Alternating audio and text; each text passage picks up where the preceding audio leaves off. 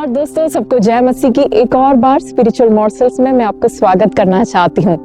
आज बर्फ गिरने वाला दिन है और जब बर्फ गिरता है बहुत संघर्ष होती है। लोग अपने घरों के अंदर से बाहर निकलना नहीं चाहते क्योंकि बर्फ में बाहर निकलकर चलना मुश्किल है, फिसल कर गिरने के चांसेस है। मैं अभी मेरे घुटनों तक के बर्फ में खड़ी हूँ। देखिए, बाइबल में एक इंसान के बारे में हम पढ़ते हैं जो बर्फ गिरने वाले दिन वो अपने घर से बाहर निकलता है जब सभी लोग अपने घरों के अंदर बंद है, और वो कुछ ऐसा काम करता है जो किसी ने कभी नहीं किया। देखिए, मेरा एक मित्र है, मेरा एक दोस्त है जो एक वाइल्ड लाइफ फोटोग्राफर है और वो जंगलों में जाकर जानवरों का और पक्षियों का फोटो लेता है और नेशनल जियोग्राफिक से उसको काफी अवार्ड्स भी मिले हैं। एक बार उसने मुझसे ऐसे कहा कि वो जो सिंह है, जो लायन है, उसका फोटो लेना उसे बहुत पसंद है, लेकिन एक दिलचस्प बात ये है कि लायन या जो सिंह है वो किसी से डर के भागता नहीं है। हमेशा अन्य जानवर उससे भागते हैं, वो कभी किसी से डर के नहीं भागता।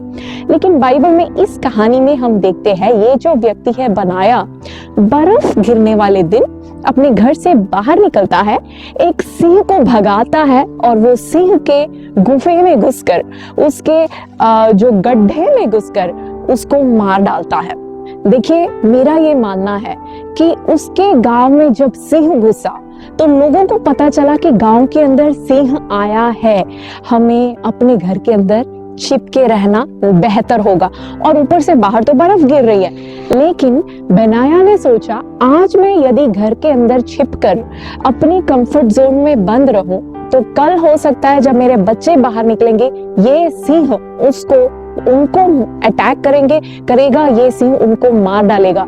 तो मुझे आज ही कुछ करना होगा। वो उस बर्फ के मौसम में जब बर्फ गिर रहा था उसी दिन बाहर निकला। देखिए, बर्फ गिरते हुए समय बाहर निकलकर चलना कई बार मुश्किल होता है, फिसल के गिरने का डर होता है, लेकिन उसने क्या किया, उसने उसको अपने फायदे में इस्तेमाल किया। उसने देखा, हो सकता है मैं ये सोच रही हूँ कि उसने बर्फ में शेर के पंजे को देखा होगा, उस पॉ मार्क्स के पीछे, पंजे के मार्क्स के पीछे देख कर उसने देखा होगा कि ये उस गड्ढे में छिपा है और उस गड्ढे में घुसकर वो उस शेर को मार डालता है, उसके शत्रु को मार डालता है। पतरस हमसे कहता है, वो हमें याद दिलाता है कि हे भाइयों और बहनों, तुम्हें चौकन रहना है, तुम्हें चौकस रहना है कि जो शैतान है, हमारा जो शत्रु है, एक शेर के नाई, गरजते हुए सिंह के नाई, वो किसको फाड़ खाए खोजते हुए वो हमारे चारों तरफ घूमता है। शैतान खुद परमेश्वर से अय्यूब के पुस्तक में कहता है कि मैं संसार भर में घूम कर आया हूँ, मैं संसार में चारों तरफ घूमता हुआ आया हूँ। वो हमेशा घूमता है, वो हमेशा ये देखता है मैं किसको फाड़ खाऊं, किसको फाड़ खाऊं।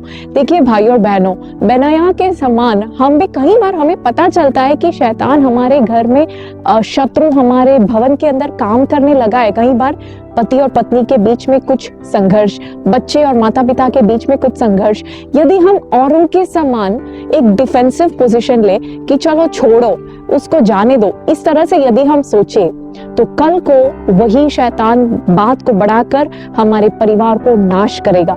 लेकिन जैसे ही हमें पता चलता है कि शैतान काम करने लगा है तो हमें चुप नहीं रहना है, बेनाया की तरह एक ऑफेंसिव पोजीशन लेना है, उसको ढूंढ निकालो। शैतान ने कहा वो संघर्ष का बीज बोया है, उसको ढूंढ निकालो और उस बीज को जड़ से खींचकर बाहर निकालो। हमारे परिवार से शैतान के काम को ना हमें पूरी तरह से खत्म करना है, क्योंकि दूसरे कुरिन्थियों में ऐसे लिखा है कि हमें इस बात का पहचान होना चाहिए कि शैतान का चाल क्या है, क्योंकि शैतान हमेशा चाल चलाकर हमें फंसाने की कोशिश करता है। तो हमें बेनाया की तरह स्मार्ट बनना है। चाहे बर्फ गिर रहा हो, कोई बात नहीं, अपने परिस्थिति को पहचानो, चाहे विपरीत परिस्थिति हो, बाहर निकलकर हमारे शत्रु को खोज कर, ढूंढ निकाल कर उसको वही के वही खत्म कर दो, और तब तक वेट ना करो कि वो आके हमारे परिवार को, हमारे कलीसिया को, हमारे जीवन को वो नाश करे। हालेलुया। मैं चाहती हूँ, प्रार्थना करती हूँ कि बनाया की तरह वो सामर्थ परमेश्वर आप में से हर एक व्यक्ति को दे कि चाहे बर्फ गिरने वाले दिन भी बाहर निकलकर हमारे शत्रु को ढूंढ निकाल कर उसके पीछे भागकर उसको हम मार डालेंगे। आमेन। God bless you.